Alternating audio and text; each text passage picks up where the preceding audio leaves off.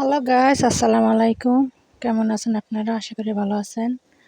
আলহামদুলিল্লাহ, আমরা ভালো আছি।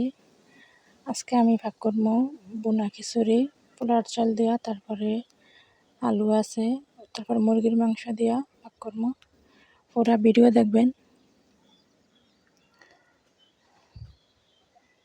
মানে প্রথমে এত ভালো লাগছে খাইতে, অনেক মজা হয়েছে। আমি আগে মশলাটি কষা, তারপরে মানে অনেক বেশি কষা লাগে, তারপরে মুরগির মাংসটি অনেকক্ষণ লাগে আমি কষাইছি।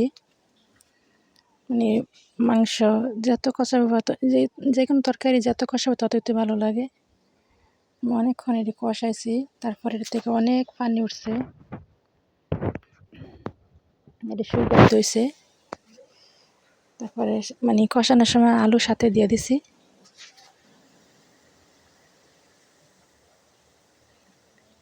মানে এবার ঘুরে রাখছি এবারে, যেমন সিদ্ধ একটু বাজার মতো হয়।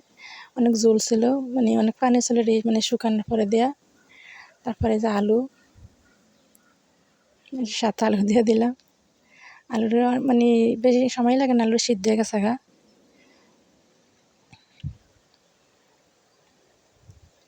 অনেক পানি, এর ভিতরে আলুটা সিদ্ধ হয়েছে, মনে করেন পানিটা দিয়ে অনেক ভালো হয়েছে, মানে উডনে ভালো হয়েছে, মানে এক্সট্রা কোনো পানি দেওয়া লাগে না। আর মুরগির মাংসতে তো এমনি অনেক পানি উঠে।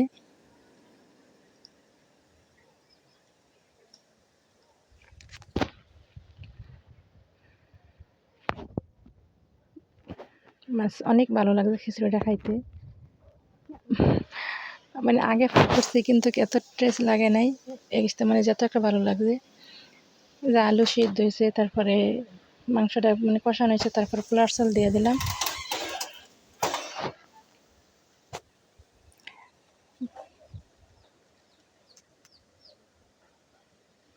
চালের অনেকক্ষণ লাড়াচাড়া দিয়ে, তারপরে অনেকক্ষণ রাইকা জল দিয়ে দিলাম।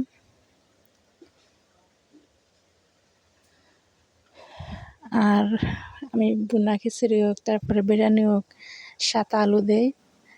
আলুটা দিলে অনেক ভালো লাগে খাইতে, কিন্তু বিরিয়ানির ভিতরে দিলে আলুটা ভাজা দেই। আর খিচুড়ি ফাঁক করলে এটা ভাজি না। আর পলিথিন দিয়ে আমি মানে মুখটা করে মারে রাখছি ভালো করে, যেমন চালটা ফুটে যায়।